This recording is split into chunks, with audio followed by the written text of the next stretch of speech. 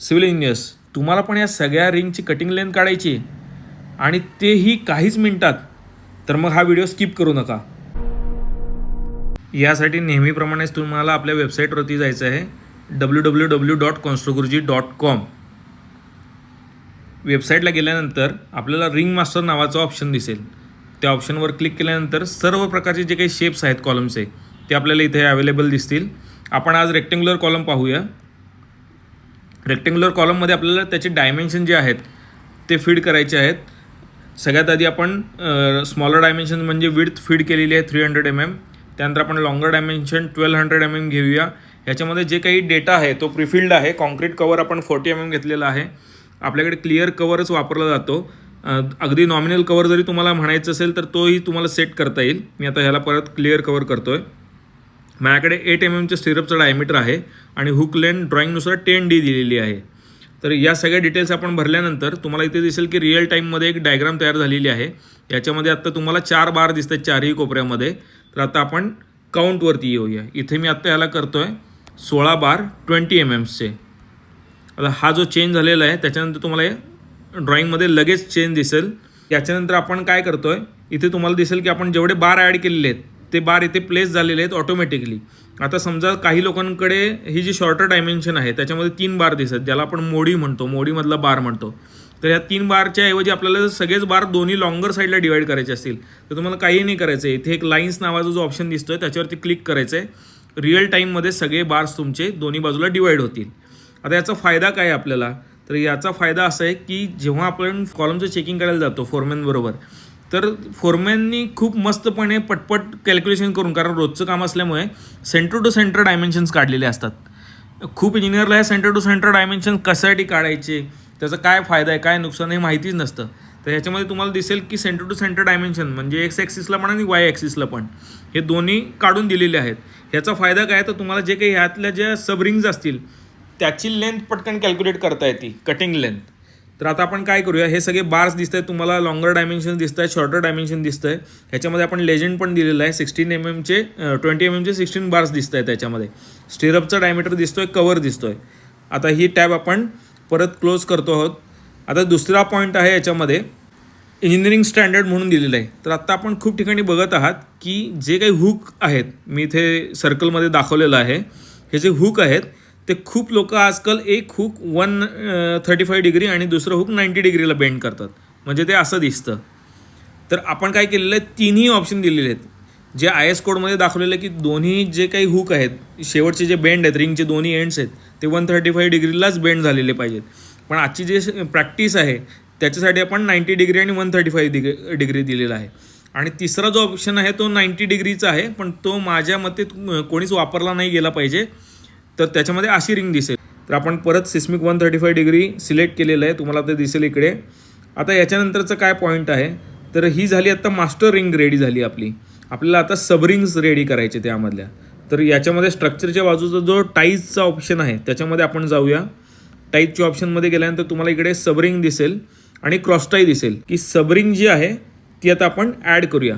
Subring म्हणजे काय की मेन मास्टर रिंग सोडल्यानंतर ज्या छोट्या छोट्या रिंग त्याच्यामध्ये बसवले जातात सगळ्या बारला टाई करण्यासाठी, तर ती सबरिंग असती. आता इथे तुम्हाला 2x2 ग्रीडची सबरिंग रेडी झालेली दिसेल, म्हणजे हॉरिझॉन्टल 2 बार कव्हर केलेत आणि व्हर्टिकल 2 बार. आता समजा मला ह्या व्हर्टिकल बार्स वाढवायचे आहेत, हॉरिझॉन्टल तर 2च बार्स आहेत आपल्याकडे, तर 4 बार केल्यानंतर ही 4 बारला कव्हर करेल व्हर्टिकल, म्हणजे टोटल 8 बारच्या भोवतीने फिरलेली आहे. तशीच मी आणखीन एक सबरिंग प्रोव्हाइड करतो आहे, त्यालाही मी डेप्थ स्पॅनमध्ये चेंज करतो आहे 4 बार. आता तुम्हाला इकडे दिसेल की तिथेच आणखीन एक वेगळ्या कलरची रिंग आलेली आहे. अगदी ती तुम्ही ड्रॉईंगमध्ये जाऊन ही रिंग अशी उचलून खाली ड्रॅग करू शकता, किंवा आता इथे तुम्हाला दिसेल कॉलम स्टार्ट आणि रो स्टार्ट म्हणून ऑप्शन आहे. मी इथे 1 मिनिटासाठी 0 करतो, म्हणजे ही रिंग परत जुन्या ठिकाणी आलेली आहे. त्याच्यानंतर तुम्हाला दिसेल की मी इथं 4 नंबर केल्यानंतर, म्हणजे रो जी आहे ती दिल्यानंतर ती आपल्या जागी परत गेलेली आहे. आता ही रो कशी कॅल्क्युलेट केली, तर एक्स ॲक्सिसचे जे काही पहिले 2 बार आहेत त्याला आपण 0 म्हणतो. त्याच्यानंतर दुसरे 2 बार आहेत त्याला 1 नंबर, दुसऱ्या लाईनला 2 नंबर, असे काउंट करून आपण 4 नंबरच्या लाईनवरती त्याला प्लेस केलेलं आहे. आता इतक्या 2 सबरिंग देऊन सुद्धा आपल्याला वरचे 4 बार ब्लू कलरच्या सबरिंगमधले आणि ऑरेंज कलरच्या सबरिंगमधले 4 बार हे चारही बार अजूनही मोकळे दिसतात. तर याला आपण क्रॉस टाय देतो. म्हणजे काही लोक याला हुक म्हणतात, काही लोक CPI म्हणतात किंवा काही लोक आपण लिंक म्हणतो त्याला. तर आपण क्रॉस टाय ॲड करूया. आता क्रॉस टाय आपल्याला ॲड केल्या तुम्हाला इथे दिसायला चालू झालेला आहे. तर हा क्रॉस टाय पण तुम्ही एकतर ड्रॉइंगमधून उचलू शकता, अशा पद्धतीनं आपल्याला जिथं हवं आहे तिथं तुम्ही तो ड्रॅग करू शकता, किंवा तुम्ही यालासुद्धा सेम रो स्टार्टचं ऑप्शन देऊ शकता. आता इथे चुकून मी सबरिंग ॲड केली होती, ती मी डिलीट करतो. म्हणजे इथे तुम्हाला दिसेल की इथून डिलीटचं ऑप्शन आहे आपल्याकडे. क्रॉस टाय ॲड करायची आपल्याला. तर आणखीन एक क्रॉस टाय ॲड झालेली, आणखीन एक करतो. आपल्याला टोटल 4 क्रॉस टाय ॲड करायचे आहेत. स्टार्ट द्यायची आहे. तर रो स्टार्टला मी इथे 1 नंबर दिलेला आहे, इथे 2 नंबर दिलेला आहे आणि इथे 5 नंबर दिलेला आहे. तर आता तुम्हाला दिसेल की आपल्याला जिथे जे बार मोकळे होते त्याच्या भोवतीनं आपल्याला क्रॉस टाय आलेले दिसत आहेत. आता इतकंच करून आपल्याला थांबायचं का? नाही. तर आता हे एक सेट रेडी झाला या रिंग्सचा. तर आपल्याला अख्ख्या कॉलममध्ये असे किती सेट लागत आहेत किंवा त्याचं टोटल वेट किती अगदी मेन बार सहित तेही या ॲपमध्ये आपल्याला कॅल्क्युलेट करता येतं. त्याच्यासाठी काय करायचं आपल्याला? तर थर्ड ऑप्शन आहे नंबर ऑफ रिंग्स काढायचा. तर त्यासाठी आपल्याला काय करायचं आहे? इलिव्हेशनमध्ये जायचं आहे. म्हणजे जो व्हर्टिकल आपल्याला कॉलम दिसणार आहे तसं कॉलम याच्यामध्ये दिसेल. आत्ता आपण बीम बॉटम, जो काही खालचा फ्लोअरचा बीम बॉटम आहे तिथून वरच्या फ्लोअरचा बीम बॉटम, याच्यामध्ये डिस्टन्स जे आहे ते 3000 mm घेतलेलं आहे. आता याच्यामध्ये कसं असतं, स्पेसिंग वेगवेगळ्या पॅटर्न असतात. एक युनिफॉर्म स्पेसिंग असतो. म्हणजे काही लोक बघा की ड्रॉइंगमध्ये 150 mm रिंग देतात. काही लोकांचं कसं एक SP34 आपण डिझाईन कोड वापरतो, त्याच्यानुसार झोन वाईज रिंग दिलेले असतात की टेन्शन झोनमध्ये एवढं स्पेसिंग, कम्प्रेशन झोनमध्ये एवढं स्पेसिंग. आणि तिसरं आहे की झोन वाईज आपल्याला नंबर्स दिलेले असतात की किती नंबर्स आपल्याला टाकायचे आहेत. तर ह्या कोड झोननुसार पण आपण काढू शकतो किंवा कस्टम झोननुसार पण आपण काढू शकतो रिंग्स. आता सगळ्यात पहिल्यांदा मी तुम्हाला युनिफॉर्म स्पेसिंगचे हे दाखवतो. आता इथे तुम्हाला दिसतील की सगळ्या रिंग ज्या आहेत त्या डिवाईड झाल्या आहेत 150नी. त्याच्यानंतर आपण जाऊ कोड झोन स्पेसिंग. आता इथे कसं दिसतं आहे, ऑटो 1200 mm म्हणून येतो आहे. जो काही झोन असेल तो याच्यामध्ये आलेला आहे 1200 mm, 1200 mm आणि राहिलेला म्हणजे 600 mm. तर आपल्याला हा असा हवा असेल तर असाही ठेवू शकतो किंवा मी उलटं करू शकतो. 600 mm.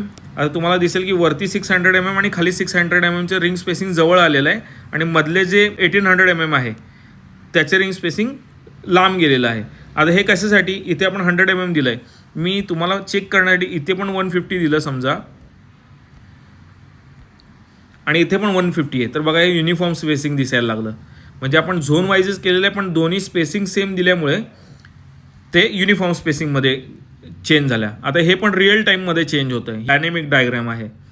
तर अशा पद्धतीनं तुम्ही हेही काढू शकता, याचेही नंबर्स काढू शकता.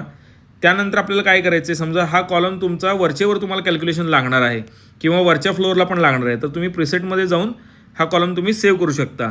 आता डेझिग्नेशनमध्ये तुम्ही काय विंगचं नाव देऊ शकता की फॉर एक्झाम्पल मी इथे ए विंग घेतलेलं आहे. फ्लोअरमध्ये माझा हा 2nd फ्लोअरचा कॉलम आहे असं धरू आणि कॉलम नंबरमध्ये मी आत्ता 07 टाकतो, C7. Me save to preset केलेलं आहे. तर त्याच्यानंतर तुम्हाला इकडे खाली दिसायला चालू झालं की C07 2nd फ्लोअरचा ए विंगचा कॉलम इथे सेव्ह झालेला आहे. तर अशा पद्धतीनं तुम्ही कोणत्याही कॉलमचं ड्रॉइंग रेडी करू शकता. याच्या पुढची स्टेज आहे आपल्याला की याचं जे काही वेट आहे ते ऑटोमॅटिक आलेलं आहे. तुम्हाला या कार्डमध्ये दिसेल की मेन बारचं जे वेट आहे 16 नंबर्स आहेत. आपण 20 mmचे घेतले होते. 3 मीटरच्या हिशोबाने 48 मीटरची लेंथ झाली त्याची टोटल आणि 118.52 kg मेन बारचं वेट झालं. तसंच मास्टर रिंगचं सुद्धा आलेलं आहे. 25 नंबर्स कॅल्क्युलेट करून आलेले आहेत. त्याचं पेरिमीटर आलेलं आहे 2680 mm आणि 2.744 हा लेंथ हुक लेंथ सहितची पेरिमीटर लेंथ आहे त्याची. त्याच्यानंतर आपल्याला सबरिंग आलेली आहेत. सबरिंगमध्ये दोन्ही कलर वेगवेगळे दिसत आहेत तुम्हाला याच्यामध्ये. हुक लिंक म्हणजेच क्रॉस टाय ह्या 4ही कलरचे वेगवेगळे दिसत आहेत. फक्त त्याचे वेट सेम येणार कारण त्याचे डायमेन्शन सेम आहेत. तर अशा पद्धतीनं हे टोटल वेट तुम्हाला दिसतं आहे 188.47 kg टोटल वेट. आता तुम्ही म्हणाल की अरे हे तुमचं डायग्राम सगळं तुम्ही जे काढलेलं आहे हे डायरेक्ट कॅल्क्युलेशन करून आलेलं आहे.